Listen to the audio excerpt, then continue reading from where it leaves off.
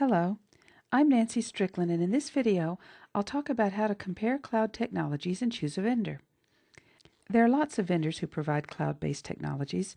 As of spring 2011, when this video was recorded, some of the top companies, best known and largest, are Microsoft, Amazon, and Google. But there are lots of other choices: IBM, VMware, Salesforce, Sun, and lots more. In this video, I'll assume you've already decided that you want to move to the cloud, and you're looking for a basis for comparing the products from all these vendors and choosing one that's right for your cloud strategy. The first thing to consider in choosing a cloud strategy, like any other technology, is your needs. The advantages that moving to the cloud can provide are flexibility and scalability, simplicity, agility, cost, and availability. In general, any provider of cloud services is going to provide the flexibility to quickly and easily scale an application. That's one of the major advantages of cloud, the ability to change how much of the vendor's resources you use as your needs change. If you're considering a vendor who doesn't allow you to quickly and easily expand or contract the amount of resources you're using, then you need to keep looking. So we'll be looking here at how you can compare vendors in the areas of simplicity, agility, cost, and availability. There are a couple of ways to move into the cloud. You can choose to get just your servers, most often virtualized servers, and storage and network services from a vendor. The vendor may or may not provide the operating system.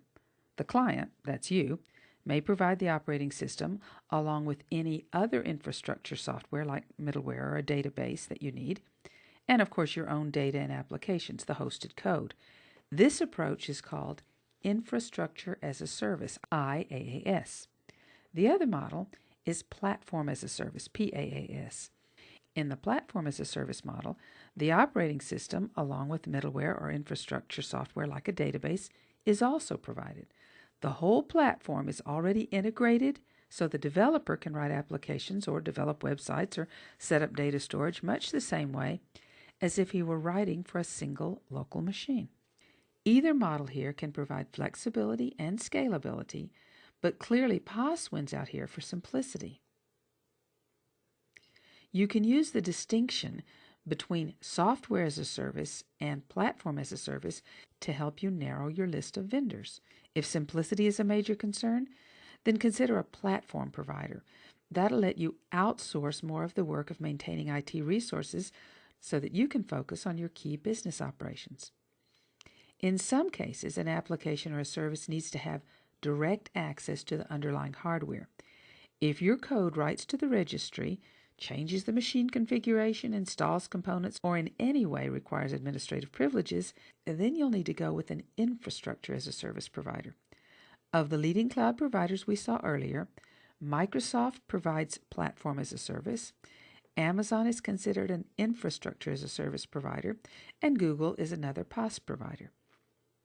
Agility refers to the ability to move quickly when making changes to your IT resources, which could mean changing your code or changing your IT environment, such as using more or different hardware resources. Agility can be a major factor in your business competitiveness. There are two aspects to consider here. One is how quick and easy it will be for developers to create or modify code.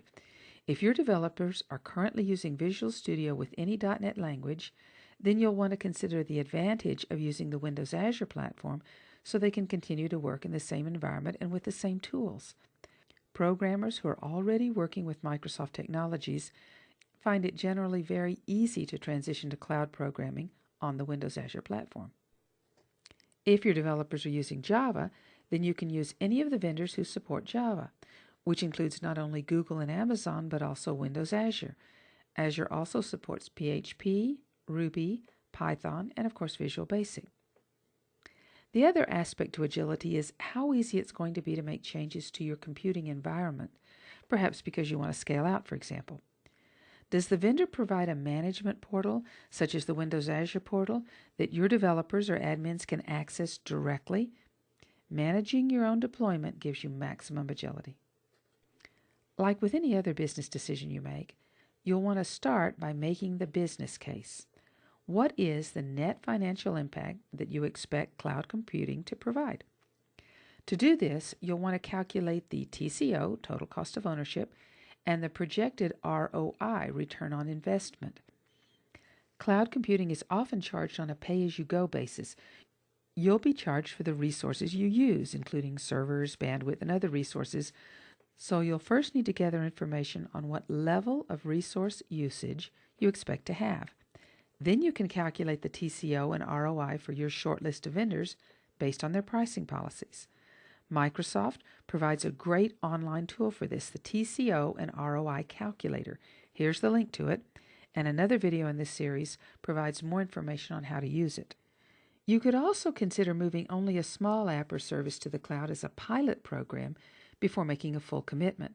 Some vendors, including Microsoft at this point, have a limited free trial available. You can use this for a small pilot study with minimal cost and risk. And a small reminder, costs can change, so you wouldn't want to make a small difference in price the total determining factor. Find the vendor or vendors who offer the best package for your needs, and you're likely to be most satisfied with your investment. There are some hidden costs to moving to the cloud. Moving to the cloud means that you give up direct control over the hardware. This can only be justified if you're confident that your vendor is going to manage your hardware at least as efficiently, if not more so, than you could yourself, and that your application will have maximum availability. So make sure your provider gives you an SLA, a service level agreement. The Windows Azure platform guarantees 99.95% uptime if your app meets simple requirements, such as having at least 2 instances deployed. And of course, an SLA is only as good as the vendor behind it. You need to assure yourself that the vendor you choose is a stable, profitable, strong company that will not go out of business suddenly and leave you holding the bag with your application down and perhaps your data unavailable. Most applications have at least some degree of security requirements. Those can vary greatly from one situation to another, so think about what security needs you have, and after narrowing your vendors to a short list, check to be sure that each one can provide whatever you require. Part of this process should be a risk assessment and a mitigation plan.